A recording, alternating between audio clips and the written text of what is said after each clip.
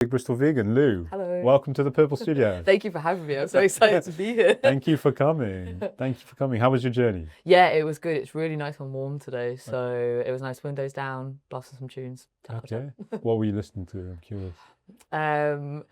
I have it's a real range of music taste, in all honesty. It goes from like garage music to like, I'm probably about to expose myself to like show tunes. It's a real spectrum. It was garage music on the way here though. Okay, every spectrum, Literally anything, like some like, yeah, classical, real range. Awesome. Awesome. And are you from Bristol? No, I'm not from Bristol originally. I'm like south of England, like 2 hours away or so. Well, welcome to the Purple Studio. Thank you. I think this is the first vegan we've had. Really? I'm the first I think vegan? so, yeah. I mean, mean, what an honour. Yeah, we are honoured. Is veganism something that was like, were you always a vegan as a child or? No, so I wasn't a vegan as a child. I think I first went vegetarian when I was like in my very early 20s. Okay. And then I was vegetarian for probably like 5 years. And then it just slowly transformed more into veganism as time went on. Okay.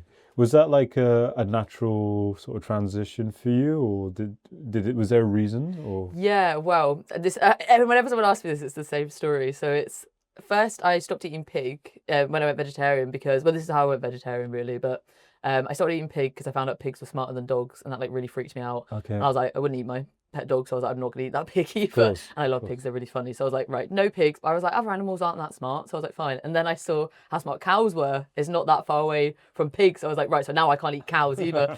And then I was like, chickens are still free range, it's fine. And then I saw this video of this chicken like hugging this boy every day when he came. Oh my god! And that's what made me go full vegetarian. Right. So that video really got me. And then what happened when you became vegetarian? Yep. How did you go to veganism? I saw, it wasn't the documentary that everyone's seen about the dairy industry, not the big one. There was another one, I can't remember the name of it, but it was about the dairy industry, which I was like completely oblivious to. And I was watching, I thought, oh my God, this is like the worst thing ever. In my mind, it's almost worse than I don't know if it's right, than the meat industry, because it's like they're alive and in pain for like their whole life. And I was like, oh, sure. I can't do that anymore. But it originally started as a bet with one of my friends of could we be vegan for a month? No way. He was vegetarian as well. And it was like healthy competition. I was like, bet you can't be vegan for a month. And he's like, bet you couldn't. And now we're both still vegan. And this was like amazing. That was actually 2019, and I went like full vegan in 2020. So you kind of did it together? Yeah, kind of together. That's cool. And do you want to tell us a little bit about your Instagram page, like what you share there? Yeah, sure. So my Instagram page, Big Bristol Vegan, I started it about 3 years ago, and it was originally to share, I had not moved to Bristol that long before, and it was originally to like share all the amazing vegan food places, basically. I've never seen so many, and they were so good, and we were like eating out a lot. So I was like, I might as well put this on social media. And it started as just like random posts here and there of literally just like a really bad picture of some food. And then it just sort of like, it wasn't good at the start. It was like really like filtered and it wasn't my best work. Cool. So don't scroll back. But it evolved, and it like you start to build a bit of a community. You meet other people, you meet other like vegans and people who even aren't vegans but just love the Bristol food scene, which is fun. And then on the flip side, you meet like the local restaurants and people who own it and the story, and like people are so passionate about the food and what they do. And I was like, I love it. So it's really like evolved over the 3 years that I've had it.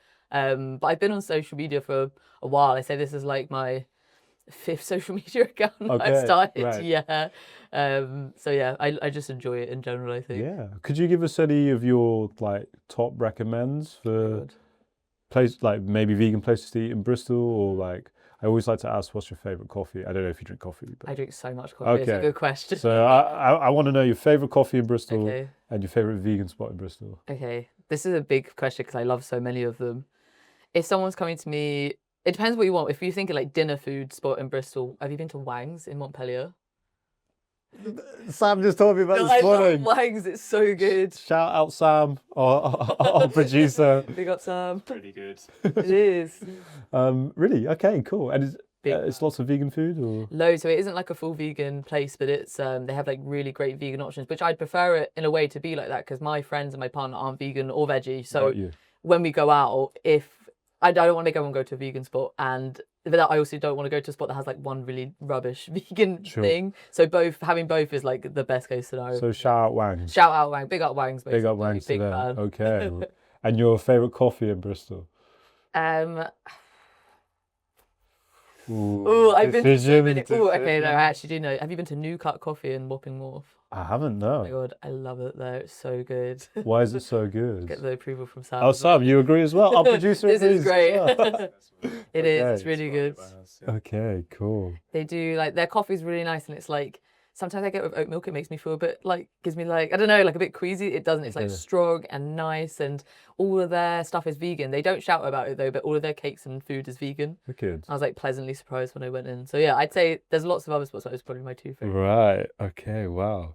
Have you had any? I'm very curious. Have you had any challenges over your becoming a vegan? Right. Have you had any challenges like, what do they call it? Like substituting. Is there anything that you really missed? Maybe the taste of, like for me, butter would be a really hard thing. Okay. But there's lots of good alternatives. Yeah, I'd say butter. They've got. It depends how you use it in all fairness, but butter they've got quite spot on now. The thing I really miss that I'm trying. I'm working on a replica is like a dippy egg. It's the only thing I think I could say I can't find something that like scratches the same itch. Damn, okay. A dippy egg, like you can't make like a vegan. Or if you do, I feel like the vegan version would be pretty nasty. Yeah, it would be a little bit like Frankenstein. Yeah, I saw one recipe where you can make like a vegan egg yolk with it's like black salt and nutritional yeast. It looked good. I haven't tried it yet, but it looked good. So I was like, maybe I can. That sounds good. I mean, I'd like to try it. When I make it, I'll bring some back in. I'd be honoured. I'd be honoured. Hopefully it's nice.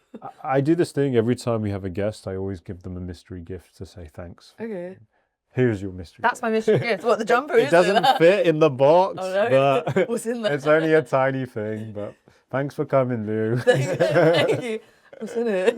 I'm so I don't know. excited. I hope you like plants. I didn't just give it to you love because you're plants. vegan, you know. So Oh. I thought you could hang it up and like put something in it. This is perfect. Do you know why? Because we bought a house last year, and now I can drill stuff into the ceiling. So Okay, like perfect. legally, Yeah. Without having to like hide it from my landlord. Okay, cool. I don't know if you need to draw a hole in the bottom because there's no.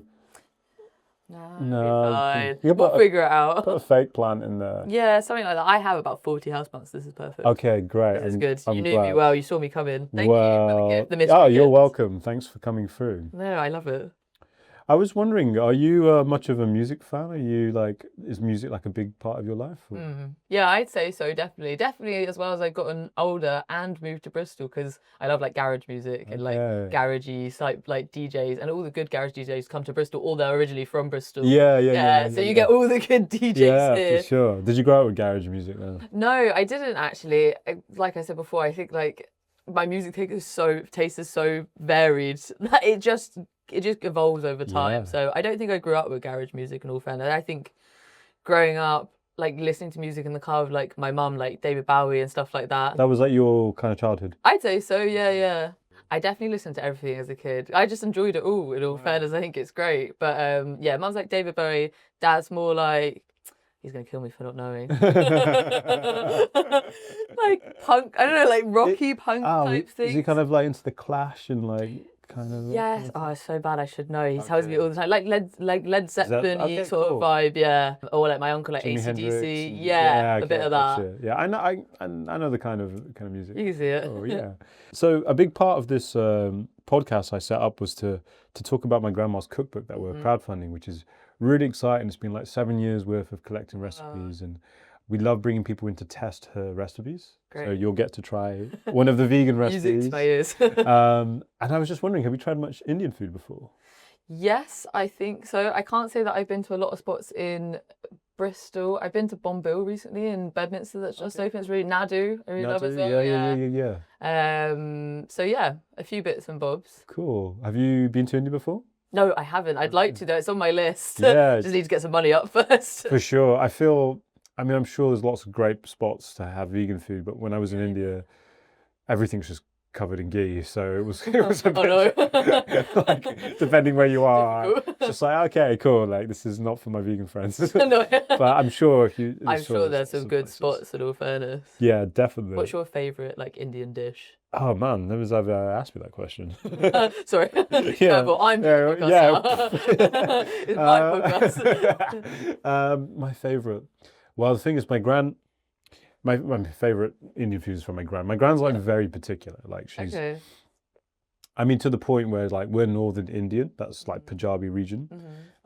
She won't eat food from the south. Really? Yeah, I have Italian friends who are like this as well. They're just like, it would be sacrilege. It would just be like, why would you ever do that? Wrong. Yeah, like why would you do it when you can eat? You can eat this lovely food that I have. Yeah. So my grand's pretty hardcore, but I guess that kind of like weaves in her passion of food, you know. Yeah, so you have to be particular about it, maybe, because that's how you make it like really, really good. Yeah, of course. And she mixes salmon curry. Okay. Not vegan, of I was course. gonna say that one. I think it's vegan, like chunked of fish in it. But for me, that's like my like, have you watched Ratatouille? Yeah. You know when the critic guy eats the food and he becomes like a 5-year-old kid, he like fell off his bike. That's how salmon curry. That's how it feels when I have a salmon curry. It's That like sounds amazing. So yeah, that's my favorite one. But to be honest, I didn't even realize, but a lot of the dishes are vegan. Yeah, I'd say especially curries, they can be very accidentally vegan a lot of the time, obviously taking out the meat, but yeah, like the actual base. Yeah, and you could just, most of these things have like even ghee or cream in, like if they aren't vegan but vegetarian or whatever, and you can actually just remove them. Yeah, just have a lighter meal. Yeah. Less calories. Not as heavy. Yeah, so that's the that's the kind of layout of the cookbook. I wanted it to sort of be that everyone could cook something from it. You know? I always ask, and sometimes there's never, there isn't, but I was wondering if you have any like bits of advice or quotes just for your life that's stuck with you. Maybe someone has said something to you that you've always stuck by. Don't know if you have any of those floating around you. I think so. There was one recently. I must have seen it somewhere. It's in my head, but I can't think of where I've seen it. I did. I like doing a lot of running, and recently I did a half marathon, which was hard. Okay. But I've been training for it, and it was fine, and it just sucked. Like it was fine until like the last 5K, and I was like, I'm gonna die. But in my head, I kept saying nothing worth having comes easy. Yeah. Like, and I think that with a lot of things, like nothing that in the long term is a good thing is easy to get. Like easy, you have to work hard for it. And like, at the time you think, man, this sucks. Like this is not good. Like such a basic example, like going to the gym or doing running to get better at running, like it feels bad. Like it doesn't feel nice. But then in long term, it's like the hard work always pays off type of thing. So that's what I like repeat to myself if I'm doing something that's not good, but I know it's good in the long term. That is definitely what you need in a marathon situation. Yeah, it really helped. Yeah, it really helped. does. I was like sweating and dying, like it's not easy. That's a great bit of advice. I always think like, my dad always said to me like, sometimes it's high risk, high reward as well. Yeah. It's like, okay, cool, you might have to put this amount of hard work, it might not work out, but if it does work out, exactly, it's going to be great. And I think that's such a nice thing to think about, because I think a lot of people get put off by doing things of like high risk, and they're like, oh, well, they always think of it not working out and the worst case scenario, but really you've got 50-50 chance. Yeah. What's to say that the best case scenario wouldn't happen either? Like exactly, yeah. I think it's a nice way to think. Bit of a dice roll, but I mean, you got to enjoy the ride at least. Oh yeah, I mean it's like the spice of life, isn't it? Yeah. See what happens. You're only here once. Speaking of which, are you ready to taste some food? Oh my god, I'm always ready to taste some food. That sounds great. So we've got some naan breads. Yep. Vegan. Great. And Punjabi saag. Okay. And I'll put it together and we'll cut back. Whoa. Are you ready? Okay, well here you go. My grandma made this. It's just a taster. It's a Punjabi saag. It's one of the only, there's a few vegan dishes, but there's like 60 recipes in the book, but one of them. The saag takes a bit of time to sort of make. Okay. Yeah, it might be hot, like, so just be gentle. Feels hot, okay. Yeah. Wait, let me test a few. Okay, thank you. Now we're good. He was like, Right. oh my god. Oh, that's so nice. So it's a slower process, is it, to make saag? Yeah, it's like this kind of Punjabi style saag, it's a lot of reducing, I think. I remember my grandma, she would get so much spinach, like so much, just to make like this much, you know. It really like wilts down. Yeah, it really does. Reduces. It's using her spice blend actually. I'll give you some actually on the way out. Yes, please. That sounds great. And you know, she pretty much does a blend every 3 months, and she just like of the spice notes. Yeah, she roasts it herself. Wow, it's her thing. God, her little like witchy ritual. Great, I'm into that. Yeah, okay, cool. Yeah. So she does that, and then she actually sends it out to the family. Oh, Like it's an inner circle sort of job, you know. It's like, okay, you have to be in the inside, in the know. yeah. But you know, since she's given me her recipe, I was like, okay, we'll share it with the world. Let's do it. So you must have a real passion for cooking as well. Well, He's like, no. I do. I just, you know, when I lived with my grandma for a little bit in my early 20s. We did this record, actually, this one here. I love it. And when I was living with her, I watched her all the time because she wouldn't allow me to cook. That's grandma behaviour that I Oh, want to see you. serious Indian grandma behavior. Like you can watch, Yeah. but you only get to eat. Yeah, but you can watch and eat, but not do it. Yeah. And I said, look, I really want to learn. Let me have a go. And she goes, look, there's two things. You're my favorite grandchild. So Out of how many? oh, she has a lot of. She's actually a great grandma. Oh my gosh. Like, actually, in Punjabi culture, when you have 5 generations, when it comes to D-Day and you say goodbye to this world, Yeah. it's a funeral, but it's also like a celebration of life. Like, Yeah. to reach 5 generations is like quite an achievement. Such a big achievement. Yeah. I think that's the nicest way. I think that's what it should be. It should be a celebration of your life and all the great things that you've done. I wouldn't want anyone to be sad at my, well, to a point, sad at my funeral. I want it to be like, look at all this cool stuff that she's done. Like, we had a great time. Yeah. Yeah, it's been great. What a good life. I think that's how it should be. But culturally, this was a bit like a big thing, like a big achievement. Wow. Basically. So that's really cool. Yeah. You're the favourite grandson. I think that's quite an achievement as well. I'm not even gonna lie to you. I am the favourite grandson. Yeah. I'm the chosen one. You are the chosen one. I think that's a big achievement. Yeah, I don't know. We're just like, she's kind of like my, you know, she's my grandma, but she's also like my mum. She's also like kind of my, you know, she's always been there. And yeah, I'm very grateful for her, you know. But we have a lot of fun together, you know.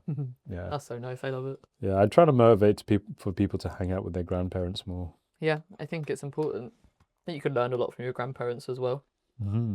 So what's in this? So, I mean, there's a lot of onion, garlics, ginger. Yeah. Her spices. This is made with spinach, but they also make it with, there's a few different types of saag. Okay. So I think there's a saag with, what do we call it? We call it methi in Punjabi, which is, I think that's fenugreek. Okay. I think it's fenugreek. But essentially, pretty much any green leaf you can turn into saag, really. Sure. Kind of, yeah. Nice. Probably a lot of lettuce would be horrible. Yeah, like iceberg lettuce, Yeah, maybe not. iceberg. But like kale or something I can imagine would be quite nice. Yeah, I really love kale. There's actually, what's that green thing, which is like a green, very bitter vegetable? What does it look like? It's like a spiky, we call it Karela. I can't think of what it would be. My mind keeps saying kiwi, but that's absolutely not it. I'm going to find out the name for it. Yeah, please do. Go on, Sam, you do it, man. Type in Kerala. How's the spice level for you? It's perfect, yeah. I quite like spicy food as well. I wouldn't say this is crazy spicy. Is it meant to be? I told her to take it easy, you know. Okay. Yeah, it blows my head off. No, I think I'm good. I'm better with spicy food than I used to be. But I quite like, but I eat spicy food like I'm like amazing at it, and I'm not. I'm like very in the middle, but I make things spicier than maybe I should. It's a gourd. That thing. I've never seen that before. It's a gourd. Do you know what it is, Sam? Yeah, I've seen them in Indian markets. Honestly, you have it and you just like, I don't know. But apparently it's really good for like everything. I guess especially if you put it in like a juice or something with maybe something else that's a bit sweet. Exactly, yeah. This was lovely. Thank yeah, you so much for pop that. it here. Back it here. Wow, thank you so much for coming through. I mean, it's been delightful. Thank you for having me. It's so nice. Yeah, I mean, I look forward to seeing more of your vegan posts about what I can eat in Bristol. Yeah, all the good vegan spots, lots of recommendations. And yeah, just thanks for coming through, and we'll see you again soon. Yeah, thank you so much for having me. It's been lovely. Thank you. Thank you.